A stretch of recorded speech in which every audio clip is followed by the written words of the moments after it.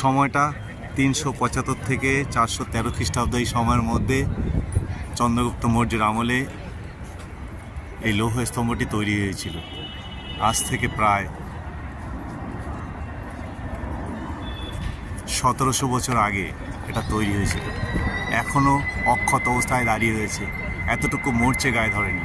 আর তারই পাশে সুলতানি আমলের তৈরি বিভিন্ন স্থাপত্য, তার ধ্বংসাবশেষ।